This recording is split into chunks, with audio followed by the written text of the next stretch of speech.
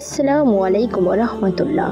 সুপ্রিয় দর্শক, আশা করি মহান আল্লাহ রাব্বুল আলামিনের অশেষ মেহেরবানি ও দয়ায় আপনারা সকলেই ভালো আছেন। আজ আমরা কথা বলবো এমন 3টি রোগ নিয়ে যেগুলো শুনলে ভয় লাগে, কিন্তু হাদিস বলছে এই রোগগুলো যদি ধৈর্য ও ঈমান নিয়ে সহ্য করা যায় তাহলে এগুলো জান্নাত পাওয়ার এক বিরল সুযোগ পরিণত হয়। ভিডিওটি মনোযোগ দিয়ে শেষ পর্যন্ত শুনুন, হতে পারে এই জ্ঞান আপনার জীবনটাই বদলে দেবে ইনশাআল্লাহ। 1. ক্যান্সার বা দীর্ঘমেয়াদী রোগ। এই দুনিয়ার সবচেয়ে কঠিন পরীক্ষাগুলোর একটি হলো দীর্ঘমেয়াদী শারীরিক রোগ, যেমন ক্যান্সার, কিডনি রোগ, হৃদরোগ কিংবা এমন কোনো রোগ যা মাসের পর মাস, এমনটি বছরের পর বছর ভোগায়। যে রোগগুলো কেবল শরীরকেই দুর্বল করে না, বরং মনের ভেতরও এক ধরনের অসহায়ত্ব জন্ম নেয়। মানুষ ভাবে, আল্লাহ আমাকে এত কষ্ট দিচ্ছেন কেন? কিন্তু ভাই, এই কষ্ট যদি আপনি আল্লাহর সন্তুষ্টির জন্য ধৈর্য ধরে সহ্য করেন তাহলে জান্নাত আপনার জন্য আল্লাহর পক্ষ থেকে পুরস্কার।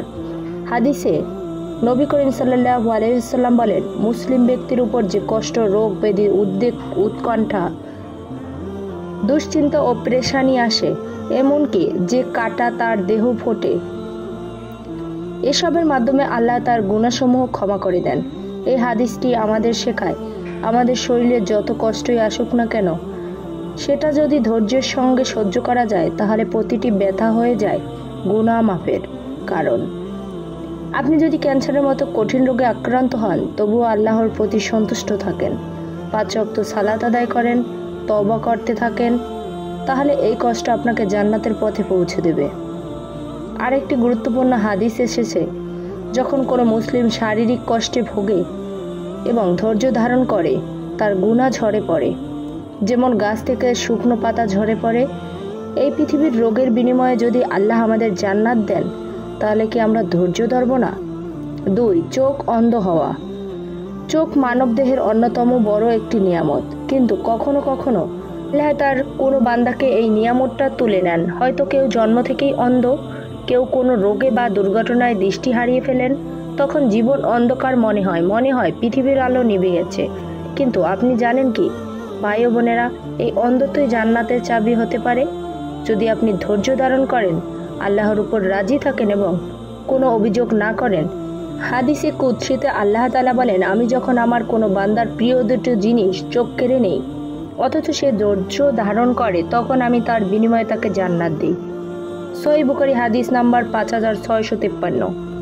আল্লাহ এই প্রতিশ্রুতি কেমন আশার আলো ঝরায়। ভাবুন তো, চোখ গেলে দুনিয়ার আলো হারায়, কিন্তু ধৈর্য থাকলে জান্নাতের আলো নিশ্চিত হয়ে যায়।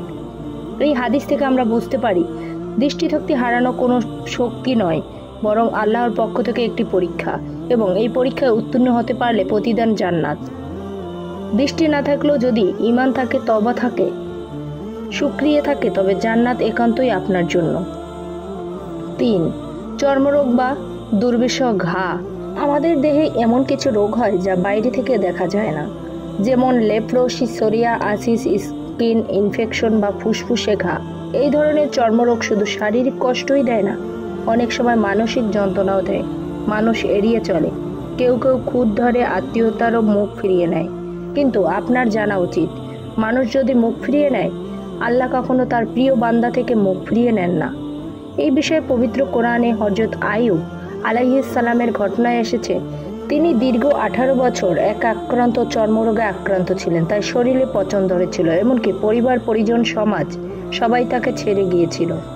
তবুও তিনি কখনো আল্লাহর প্রতি অভিযোগ করেননি। হযরত আইয়ুব আলাইহিস সালামের এই ঘটনা আমাদের জন্য একটি বড় শিক্ষা। চর্মরোগ যদি আল্লাহর পক্ষ থেকে এক পরীক্ষা হয়, তবে ধৈর্য সে পরীক্ষা পাশ করার চাবি। আজ আপনি যদি এমন কোনো রোগে ভোগেন যার শরীরে, মুখে বা চামড়ায় কষ্ট দেয়, মানুষ দেখে মুখ ঘুরিয়ে নেয়, তবু আপনি যদি আল্লাহর সন্তুষ্টির জন্য ধৈর্য ধরেন, তাহলে আপনার প্রতিদান হবে জান্নাত। রোগ ব্যাধি আমাদের জন্য পরীক্ষা, শাস্তি নয়। এই পরীক্ষায় যারা দরিদ্রের সঙ্গে উত্তীর্ণ হন, তাদের জন্য আল্লাহর পক্ষ থেকে জান্নাতের পুরস্কার অপেক্ষা করে। তাই কেউ ক্যান্সারে ভুগলে, দৃষ্টিশক্তি হারালে কিংবা দুর্বিষহ চর্মরোগে আক্রান্ত হলে হতাশ হবেন না। আল্লাহর উপর ভরসা রাখুন, তওবা করুন, ধৈর্য ধরুন। জান্নাত আপনার অপেক্ষায় আছে। আমিন।